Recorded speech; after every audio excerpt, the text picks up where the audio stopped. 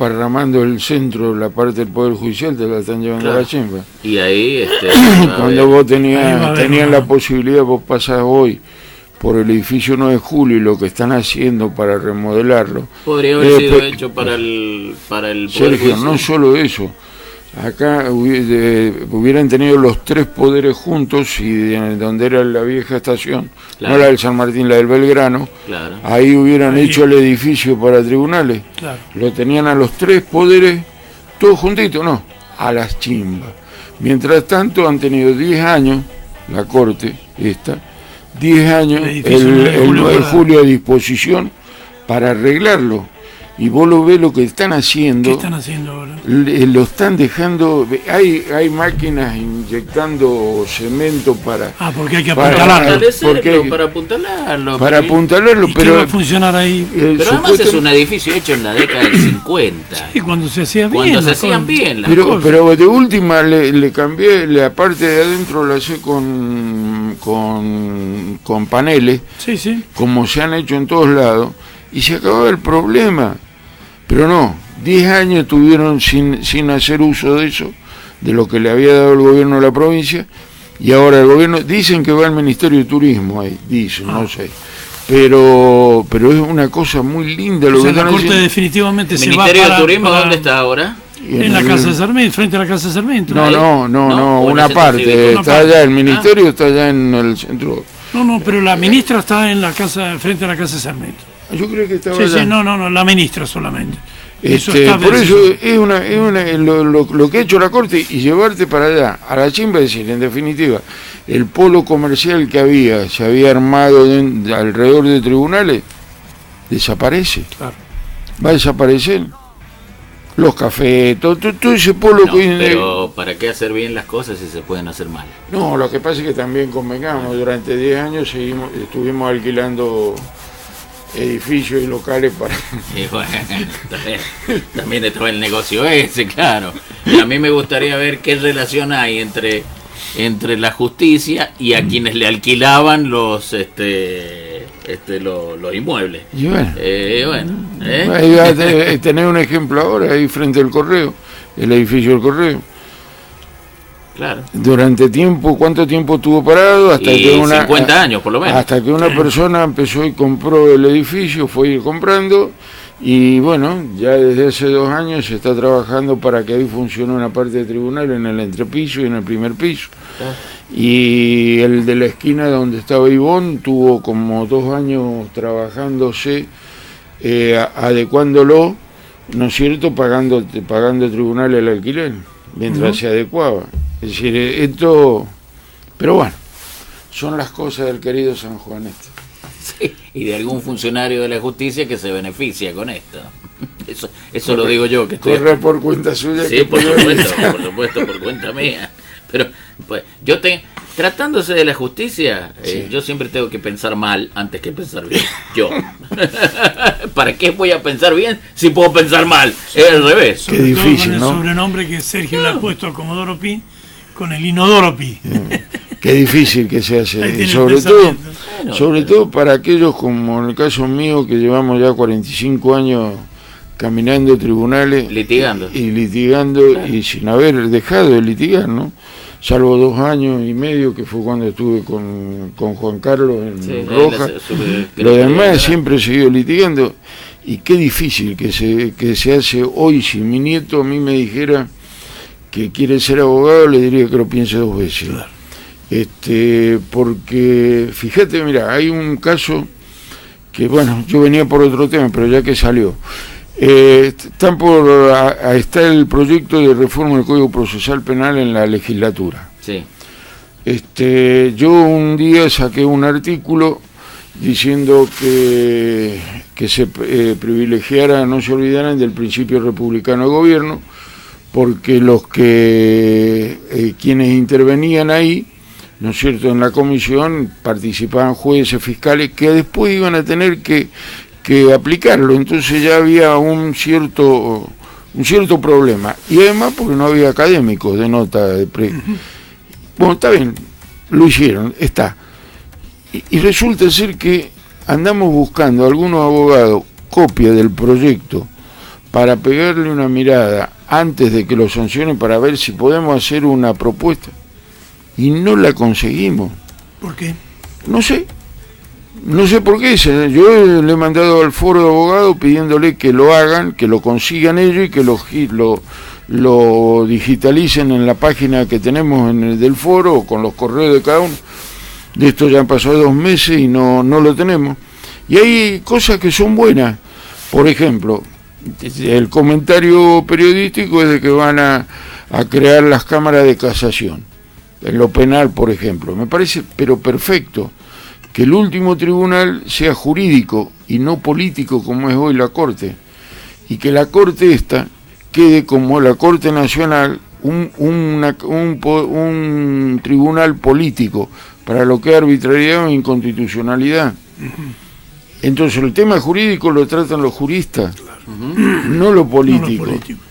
Entonces pero ojo, todos los miembros de la Corte son políticos juristas también. Bueno, pero ojo que con esto, Alberto, para poder hacer esto van a tener que reformar la Constitución. Claro. Porque la Constitución le da a la Corte la facultad de intervenir en los recursos de inconstitucionalidad y de casación. Entonces hay que modificar la Constitución. Espero que lo hayan tenido en cuenta y que, no sé, porque antes de aplicarlo van a tener que hacer esto. Pero hay cosas que es lamentable, pero bueno. Cayetano, ¿y en qué estado parlamentario están las reformas? Está en comisión todavía, por supuesto. En comisión y lo están discutiendo las comisiones.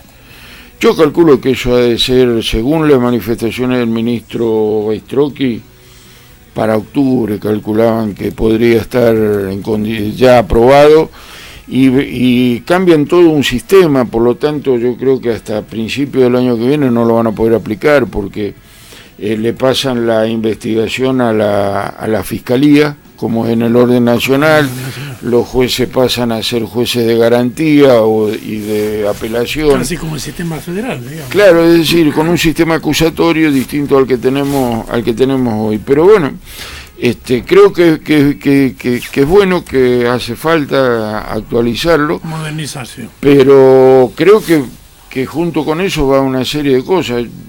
Córdoba lo puso en práctica, el sistema oral, hace mucho tiempo. Yo todavía el caso del ingeniero que le mataron el hijo en el secuestro, el sistema oral. Sí. No me acuerdo del ingeniero ahora en este momento. No, Córdoba lo puso hace... Bloomberg, claro. Bloomberg. Juicio oral, ¿no? Córdoba lo por puso, jurado. Por jurado, y Córdoba lo puso el tribunal hace mucho tiempo, inclusive cuando yo me recibí en el 72 y procesal penal, ya íbamos a tribunales colegiados, a ver los debates en tribunales colegiados, no tribunales unipersonales. Pero también cambió todo, ¿sí? Entonces hay una cámara de casación que están los juristas y ahí termina la discusión, como es la nación. A la Corte llegan nada más los casos ya que es lo que corresponde, si es la cabeza de otro poder político. Claro. De otro poder político. Esta es la realidad, que acá nos hemos quedado y llevan 22 años, bueno, es otra cosa. Pero en la Corte, entonces hoy nos encontramos con que la Corte de nosotros, de acá de San Juan, no solamente es político, sino que pretende aplicar el derecho, y por lo general lo político pesa más que lo jurídico. A veces y Tito, ¿qué es lo que está sucediendo? Que he visto un comunicado que ha salido publicado con respecto al tema Damsu. Explícanos un poquito el caso y porque veo que hay diferentes posturas y hasta algunas cosas que no son, ¿no? No, te lo explico porque esto es, a ver, Damsu es una obra social que comenzó en su historia siendo una parte integrante de la universidad, como en casi todas las universidades del país. Luego, acá, en la época del ingeniero del Bono, Damsu se separa de la universidad, obtiene personería jurídica provincial y cuando ve que no caminaba vuelve a la universidad de nuevo hasta que se sanciona la ley 24741, que es la ley de obras sociales universitarias, que cuando salió la ley de obras sociales, no encajaba estas obras sociales, entonces las excluyeron a la de los militares y a los universitarios, y sacaron una ley especial, un régimen especial. Pero claro, ese régimen especial está reglamentando o dando dentro de las universidades. Sí. ¿Qué tienen? Las universidades tienen autonomía financiera. Entonces los fondos, la ley esta dice que la patronal aporta el 6% y los afiliados el 3% de sus haberes. Perfecto, pero es muy distinto que lo maneje la universidad desde adentro a que lo maneje como lo maneja DAMSU desde afuera. ¿Por qué? Porque los empleados ya no son de la universidad. Los empleados de la obra social no son empleados de la universidad.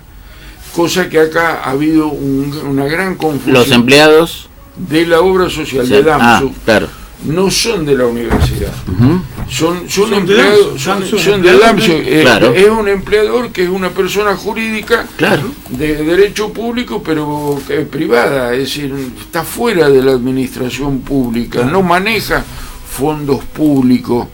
Por lo tanto, se generó esta confusión. Entonces, ¿qué pasó?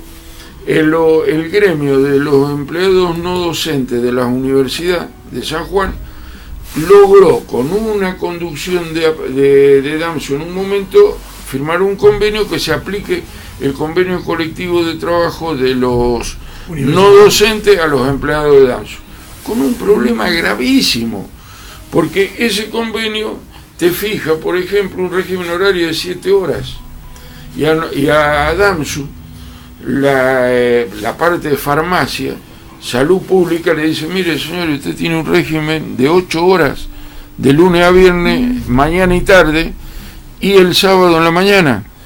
Entonces, o dividir la cosa, o tener que tener más personal, o tener que pagar horas extra. Entonces, todo es un sobrecosto. Un costo carísimo, elevado. Por eso es que cuando lo hemos encontrado, Zulma Corso aparece en DAMSU como delegada elegida por los jubilados en el directorio. A raíz de las distintas... ¿Eso es legítimo? Es legítimo, sí. El directorio está compuesto por 2 representantes de los titulares activos docentes, de los afiliados activos docentes, 2 de los afiliados activos no docentes, 2 representantes del Consejo Superior y 2 representantes de los jubilados, uno de los docentes y otro por el sector no docente, jubilado. Zulma asume como es elegida por los docentes, pero en el devenir de su mandato empiezan a renunciar los presidentes que venían estando. Y entonces la eligen a ella, y cuando ella la eligen empieza a ver todo esto, y bueno, sola se encuentra con este desfasaje que había, y forma un equipo un equipo técnico de consulta, con 2 contadores, un médico, yo en la parte legal, y se empiezan a descubrir una serie de cosas. Por ejemplo, encontrar que aplicando este convenio colectivo de trabajo que hablaba, había gente que cobraba el máximo de horas extras, llegaba a cobrar 20.000 pesos por mes de horas extras. En horas extras.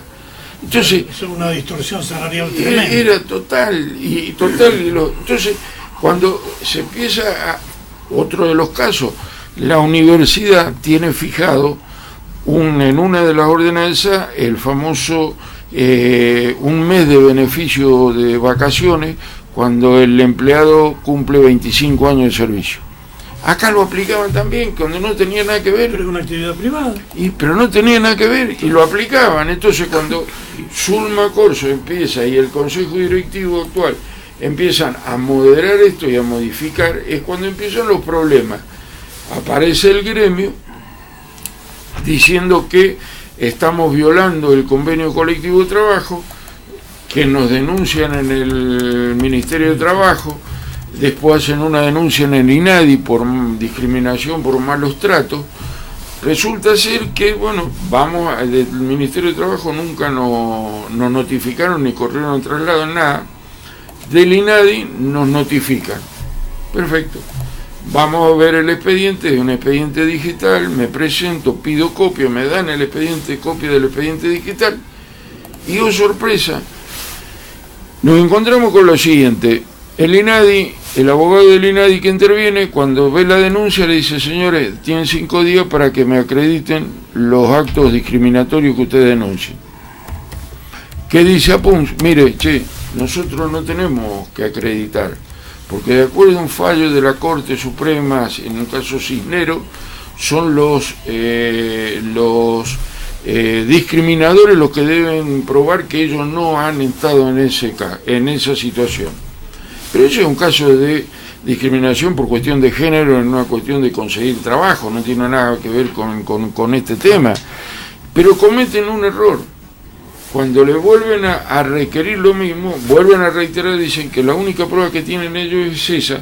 Pero hay un párrafo que yo lo traigo, sale en el comunicado, donde ellos dicen: justamente nuestra petición a esa repartición a la INADI es para que se verifique en la debida investigación todavía postergada la existencia de actos discriminatorios. Estimamos que los prejuicios son de orden sindical y laboral.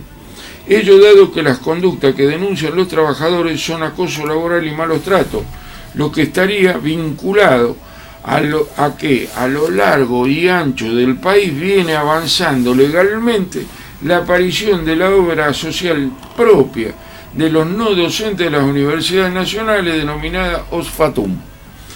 Y subrayado, tal anhelado avance implicará una merma o desaparición de institutos como DANSU con toda la burocracia que hoy gerencia esa dirección. Es decir, que el gremio está utilizando a los empleados de DANSU, buscando, porque son sus afiliados, buscando la desaparición de la fuente de trabajo para instalar la otra obra social que es la de ellos, OSFATUM. Es decir, ¿Cuántos empleados tiene DANSU? DANSU tiene 101 empleados. Es una barbaridad, Alberto.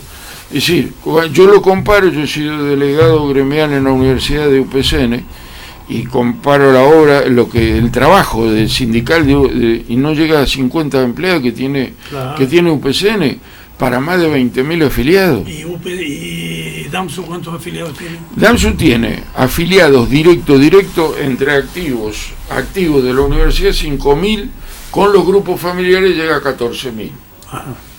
Con los grupos, es decir, beneficiarios serían 14.000, aportantes serían 5.000. Con un agravante, Alberto. El agravante está en que la universidad, por cuestiones presupuestarias, los titulares exclusivos que se van jubilando no cubren el cargo de titular exclusivo, lo dividen en 4 simples. Entonces, la parte de la plata es la misma, pero son 4 grupos familiares. Claro, 4 nuevos grupos. ¿Me entendés? Sí, el aporte es el mismo. Sí, está claro. Entonces, y uno no le puede agrava la situación del uno no le puede ir a pedir a la universidad incremento porque esto está fijado por ley, el 6 por 1000 de la masa salarial de la universidad. Es la ley de contrato de trabajo. Con otro agravante. El año pasado, o el anteaño pasado, la Nación dispone que el año pasado, fue a fin de año pasado, que a los empleados públicos se le abone un extra, un adicional para compensar el desfasaje inflacionario de las paritarias que había habido a los empleados públicos, a las universidades, los empleados universidades. A la universidad le llegó la plata. Ahora, los empleados de DANSU también lo cobraron, pero no le llegó nunca la plata porque no corresponde. ¿Y entonces de dónde lo cobraron? Y lo cobraron, por eso el déficit de 11 millones de pesos que arrojó el balance del 31 de julio. No tiene forma. Y sí, entonces esto no cierra, para ello es un acto discriminatorio que las autoridades, cuando se interviene en la farmacia, ¿no? Se interviene en la farmacia, ¿por qué? Porque Salud Pública empieza a hacer actas y encuentra mercadería vencida. Claro, no solo que había medicamentos vencidos, sino que no se llevaban los libros en condiciones de los psicofármacos, todo ese tipo que pide salud pública en la división farmacia. En función de eso se resuelve la intervención y se termina despidiendo a la farmacéutica, porque hay un acta, que esa acta marca todas las infracciones, que era responsabilidad de ella como directora técnica aprobada por la División Farmacia de Salud Pública, que dio origen a un expediente en el Ministerio en el juzgado de falta número 1 del doctor Morando, por violación a todo esto, porque todo el tema medicamentos fue a parar allá. Entonces se interviene, perfecto. Ahí se encontraron 375 kilos de remedios vencidos, con lo que ello significaba. Se encontró que las compras de remedios no se hacían en forma, ya llamemos un concurso expreso, ¿no? Sino era todo por teléfono. Entonces se llamaba fulano, mengano, con un agravante. Los laboratorios por lo general no te bonifican precio, sino que te dan más medicamentos. Vos comprás 100 y en vez de 100 te dan 110. Ahora, cuando se fueron a buscar los remitos no estaban. Estaban las facturas, pero no estaban los remitos. Es decir, esto es una cosa... una historia. ¿Cómo sigue esto, ¿Qué salida le ven? Y bueno, la salida está en que hoy por suerte, sí, hay una interventora, hay 2 farmacéuticas,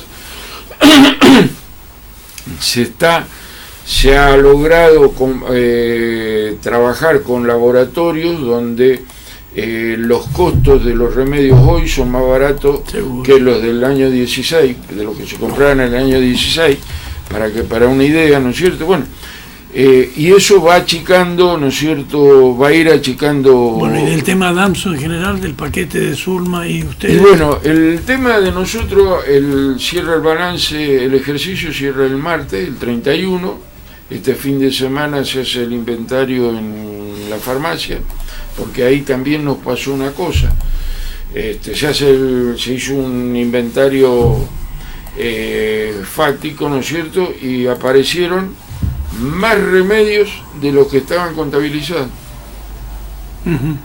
Entonces, ¿cómo era esta historia? Entonces, claro, uno tiene un déficit, aparece un déficit, pero el déficit, ¿por dónde aparece? Hay un montón de hechos. Yo no digo que van a bajar los 11 millones de pesos de déficit, pero que se van a achicar, se van a achicar. Y hay otra cosa que es que se ha mejorado el tema compra, se ha mejorado el tema de atención, a pesar de la gran contra o resistencia de algunos empleados, ¿no es cierto? Porque no es lo mismo, es decir, la interventora tomó algunas decisiones, por ejemplo, que en algunos comercios lo hacen. Entrás, deja la cartera en un escaparate, dentro de tu cartera podés dejar el teléfono, pero no lo tenés el teléfono en el bolsillo, hablando por teléfono. Es decir, esto también es uno de los famosos malos tratos que el gremio dice que se le ha dado a los empleados, y no se le dan. Se le paga. ¿El gremio es un gremio que pertenece a DAMSO o es el gremio de farmacias? De trabajadores. No, lo peor, Sergio, es el gremio de los empleados no docentes de las universidades nacionales, que tiene un convenio colectivo, el 366. Claro, pero si no son empleados de la universidad no pueden ser... y acá este es el motivo por el cual nosotros... Claro, este es el conflicto. Se ha resuelto hacer la denuncia ante el Ministerio de Trabajo de este convenio por varias razones, pero 2 fundamentales, porque viola la ley 14250 de convenio colectivo, que es que la patronal no participó en la confección o armado de ese convenio, porque los que participaron fueron los rectores de las universidades nacionales, no DAMSO, no los directivos de DAMSO. Y segundo, que las tareas que marca el convenio colectivo no son las que cumplen los empleados de DAMSO. DAMSO tiene un sector que es de farmacia, otro sector que es SENASA, podríamos llamarlo si quieren, porque son los prestadores, los médicos, los odontólogos, y otra parte que es administrativa, claro, pero no la administración de la universidad. Fíjese, mire, el convenio colectivo de los 7, dice que son 7 horas, ¿no? Entonces nos encontramos con un sector profesional de DANSU, los odontólogos, que están dentro de este convenio, deberían cumplir 35 horas semanales, 5 horas por día, ¿no? Son 15, cumplen 3 horas cada uno por día, entonces, pero cobran por 35 horas.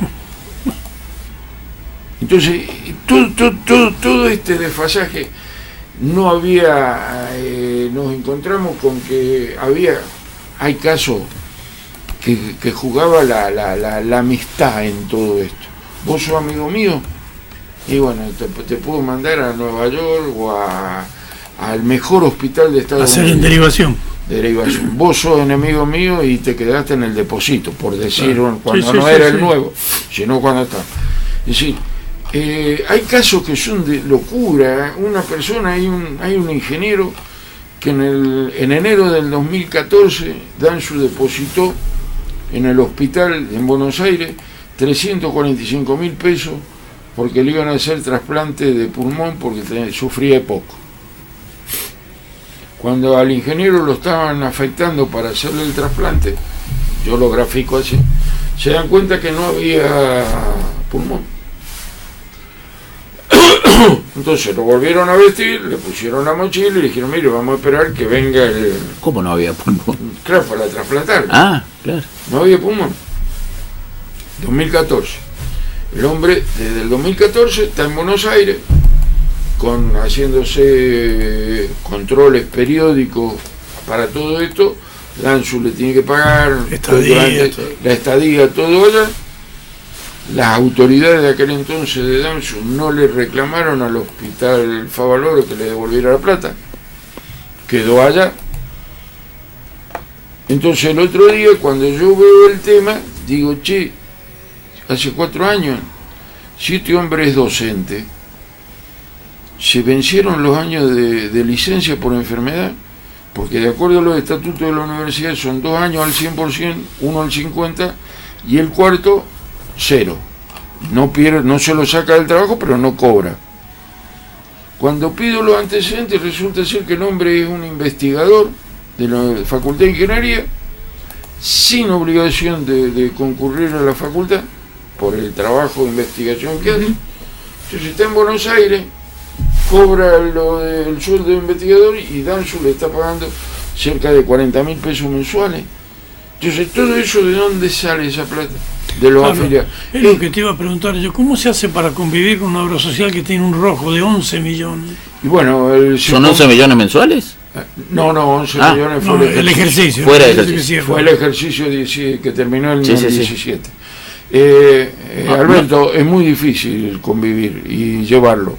Hay una pelea permanente con los prestadores, porque con los prestadores, por ejemplo, hay como una especie de seguro, suma se llama, que de las obras sociales universitarias, que uno les paga todos los meses una cuota y pasa la factura y ellos le devuelven la plata. Nunca lo habían usado. Cuando Zulma va a una reunión de COSUM por primera vez, se entera de esto y DANSU venía pagando 100.000 pesos todos los meses. Pregunta, che, ¿cuánto ha devuelto Zulma? Nada. 500.000 pesos, una cosa así. Entonces, el objetivo era que por lo menos en este año se recuperara lo que poníamos. En lo que va del año se ha recuperado cerca de 2,5 millones de pesos. Es decir, cosas como este tipo que no se han hecho, que no se hicieron. ¿Cuál fue la causa final de la intervención de DANSU? No, DANSU no se interviene. DANSU las autoridades son elegidas. Zulma está por el sector jubilado docente. Los que se han intervenido son las direcciones. La dirección de farmacia, la dirección médica y la dirección administrativa y contable. Eso es pero es interno, ¿no es cierto? Y las prestaciones se siguen cumpliendo. Todas. O sea, si vos le preguntás a un afiliado de DANSU, no, el que se queja de maldad, de malicia. Yo le puedo dar ahí, no voy a dar el nombre, pero es conocido de todos y de ustedes también. Esta mañana le ha salido una operación, la cobertura para una operación de 3 vértebras, las de abajo, por una hernia lumbar, en Buenos Aires, en el Hospital Italiano. DANSU le cubre el 70%, el otro 30% lo cubre el Fondo Especial Solidario que aportan los afiliados, y el 15% paga él. Estamos hablando de una operación de cerca de 500.000 pesos. Es decir, ojo, DANSU le cubre todo. Pero hay casos en la farmacia. Se ha descubierto una persona, un afiliado, y me lo ha pasado el otro día el expediente de un médico de los auditores. Un afiliado que hacía ciclismo, entonces sacaba por receta un medicamento para que diluía la sangre. Uh-huh. De golpe aparece que el hombre en un año saca casi 1 millón de pesos en ese remedio. 1 millón de pesos en concepto de remedio. De ese remedio. ¿Y qué es un energizante? ¿Qué no, es sí, no lo he visto bien para precisarlo, pero sé que usan, después averiguando, el que usan los ciclistas en las carreras. Y dio la casualidad que hemos tenido la Vuelta a San Juan, es decir, 1 millón de pesos. Eso va a ir ahora, lo llevo la semana que viene a la justicia provincial, al fiscal que investigue. Qué cantidad, es impresionante. Entonces, con este sistema, con este criterio, con este panorama, bueno, es muy difícil manejar esto. Bueno, es de terror mirar esto. Entonces, y encima me viene y me dice, me salen, lo han escrito, porque esto se sospechaba, pero ahora lo han escrito, de que lo que ellos quieren es instalar Osfatún acá. Claro. Que es la obra social de la Federación de Empleados No Docentes de la Universidad Nacional. Claro, lo que ellos quieren fundamentalmente es la caja. ¿Y no será esa la salida?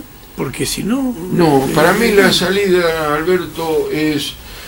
si el rector de la universidad estuviera dispuesto, es que esto vuelva a la universidad como es en las otras 47 universidades que la tienen adentro, porque tienen un montón de facilidades, Alberto. Es decir, primero, y ahí se arregla el cuadro sindical de los gremios, claro. Los empleados pasan a ser empleados de la universidad. Punto 1. Segundo, ellos no tienen, la universidad tiene el control de la Auditoría General de la Nación a fin de año, ¿no es cierto? Pero tienen autonomía en el manejo de los fondos, que nadie se la puede cuestionar. Es decir, que si ellos hoy sería una caja de 300 y pico, 400 millones de pesos al año, porque a DANSU todos los meses, entre lo que pone la universidad y los afiliados, son entre 28 y 30 millones de pesos, que la tendría y la manejaría el rectorado a piacere, ¿no es cierto? Claro. Entonces, para mí lo ideal es más. ¿Y se puede hacer eso? Sí, si el rector lo acepta, y es cuestión de convocar a una asamblea. ¿Se lo han planteado? Todavía no se lo hemos planteado, porque hay una razón, Alberto. Yo no le puedo ir a ofrecer a un rector, al rector Nasisi, una obra social en el estado que está. Por lo menos se la tengo que ofrecer ordenada. En prolijar. Que tenga pérdida es otra cosa. Claro. Pero en prolijar, el manejo, estructuralmente esté ordenadito. Ahí ha habido reuniones de los rectores pidiendo ayuda o aumento presupuestario para el tema salud, en el CIN, ¿no es cierto? Pero que a nosotros, como obra social fuera de independiente de la universidad. Pero fue genial, el presidente del CIN, el rector de Rosario, les dijo a los otros, dice, está bien, me parece bien, yo lo apoyo, pero si es problema manejar la obra social, vengan a Rosario, que yo les voy a enseñar cómo se hace. Claro, que da ganancia, además. A propósito, Sergio, ese rector hoy tiene que pedir un préstamo al Ministerio de Educación de la Nación para afrontar el pago del juicio del chico Sí, que eso murió fue en la Reynoso. facultad. Reynoso. El de acá, el de Reynoso. Sí, sí, Es sí. lamentable porque en aquel momento, cuando esto sucedió, se podría haber arreglado por mucho menos. Y Y los abogados del chico van por 10 millones, ¿eh? No se van a Pedían quedar en 3 70. millones. pedían 70. 70. Si se han bajado a 10 es un mérito grandísimo. Pero pedían 70. Esto es un tema que lamentablemente, yo creo que ha sido por influencias de afuera, no de la parte legal de la universidad. La parte legal de la universidad en esto hemos convenido. En aquel entonces todavía estaba Claro. yo, pero La verdad que están en una titánica, no te envidio para nada, la titánica tarea que les toca. Muy bien, Primero, queremos salvar novedades. a Ramsey. Pero miren, yo novedades, le voy a dejar la copia del ¿Cómo no? comunicado ¿Cómo no? y las novedades. Lamentablemente ¿Cómo no? ayer se llamó una conferencia de prensa y por un llamarle boicot laboral, No te porque puedo la creer. encargada se ve que se veía afectada, era Sí. una de las que aparecía firmando la nota, no le llamó a todo el mundo, le llamó fuera de hora, entonces a la conferencia de prensa a las 12 del día No había nadie. no fue el único que estuvo Facundo Olivera, porque me lo encontré yo en Claro, tribunales. legal, sí. Le dije, che, Facundo, ¿ay? ¿A dónde? Entonces le conté y cayó. Pero fue ese tipo de cosas. Bueno, es lamentable sí. porque lo que ahora no se ha dejado de prestar los servicios Bueno, a eso es ningún bueno. afiliado. Eso fue. A Bueno, ningún afiliado. eso es perfecto. Tito, muchas gracias. No, el agradecido Sergio soy yo y muy amable a los dos, Alberto, a sus órdenes. Gusto verte. Nos estamos